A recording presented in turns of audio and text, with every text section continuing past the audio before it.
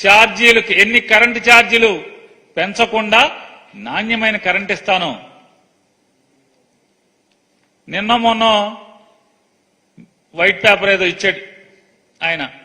ఆ white paper electricity మీద ఇచ్చినప్పుడు ఒక విలేకరు అడిగాడు, బహుశా గాంధీ గారు అనుకుంటా విలేకరు గారి పేరు, గాంధీ గారు అడిగాడు అనుకుంటున్నాను నేను, గాంధీ గారు అని, తప్పు అయితే సరి చేసుకుంటాను. నాకెందుకు ఆ గొంతు గాంధీ గారిలాగా అనిపించింది. ఆయన అడగంగానే, ఏమండి కరెంటు ఛార్జీ ఎన్నికల ముందు కరెంటు ఛార్జీలు పెంచకుండా ట్రూఅప్ ఛార్జీస్ వేయకుండా నాణ్యమైన కరెంట్ ఇస్తా అన్నారు కదా చంద్రబాబు నాయుడు గారు, ఇప్పుడు అది ఇస్తారా అని. వెంటనే ఎవరు చెప్పారా నీకు, నేను చెప్పానా, నీ మైండ్ సెట్ మారాలయా అని ఏదో చెప్తున్నాడు. అమరావతి అంతా చంద్రబాబు నాయుడు గారు మొత్తం అన్ని ఛానల్స్ లైవ్. చంద్రబాబు నాయుడు గారు ఇప్పుడు అమరావతి మొత్తం పరిశీలిస్తారు. తెల్లవారుజాము నారాయణ గారు వచ్చి అక్కడ కూర్చున్నాడు చంద్రబాబు గారి ఇంటి గారు. ఏంటంటే చంద్రబాబు నాయుడు గారిని తీసుకుని వెళ్ళాలి. వచ్చాడు, బస్సు ఎక్కారు ఇద్దరు కలిసి. బోని ప్రజావేదిక పడగొట్టిన దగ్గర నుంచి మొదలు పెడతారు. ప్రజావేదికని పడగొట్టి చూశారు. అక్కడి నుంచి మొత్తం అమరావతి అంతా బస్సు వేసుకు తిరిగారు. బస్సు వేసుకు తిరిగి ఏంటో అంతా అయిపోయిన తర్వాత పవర్ పాయింట్ ప్రెజెంటేషను. దాంట్లో ఒక విలేకరు గారు కుంటితనంగా అడిగాడు, మంచోడు ఆయన. ఆయన ఏమడిగాడు, ఏమండి మొత్తం అమరావతి అంతా తిరిగారు కదా, మొత్తం అంతా పొద్దు నుంచి క్యారేజీ కట్టుకుని రాత్రి సాయంత్రం దాకా తిరిగారు కదా, ఇది సంపద సృష్టించి అమరావతి నిర్మాణం చేస్తాను, ఇక్కడ సంపద ఉన్నాను కదా, ఎంత అవుద్ది, ఎప్పుడులో పూర్తి చేస్తారన్నారు.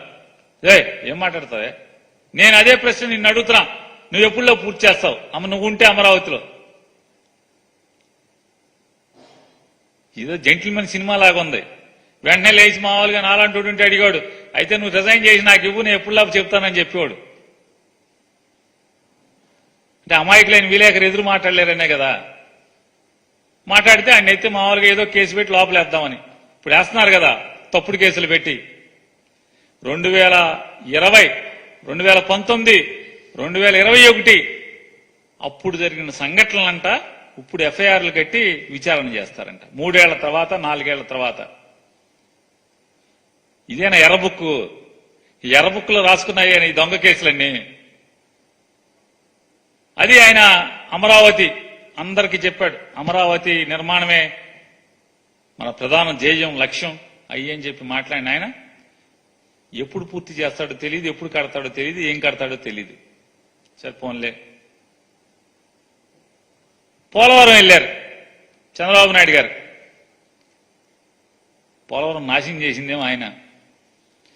అంటే ఉద్దేశపూర్వకంగా నాశనం చేసి ఉండకపోవచ్చు. ఆత్రం 2016లో మొదలుపెట్టి మొత్తం సినిమాల్లో చూపించినట్టుగా మంత్రదండం ఇట్లా అనగానే మొత్తం డ్యామ్ నిర్మాణం చేసేట్టుగా పోలవరం డ్యామ్ని వాస్తవంగా డ్యామ్ వేసుకున్నదేమో, డ్యామ్ ఏమో ట్రాన్స్ట్రాయల్లో ఏమో టెండర్ వేస్తే వాళ్ళ దగ్గర నుంచి ఒక కొత్త జీవో తీసుకొచ్చి దాన్ని ఆయనకు నచ్చిన వాళ్ళకి వర్కులన్నీ కూడా పంపకం చేశాడు.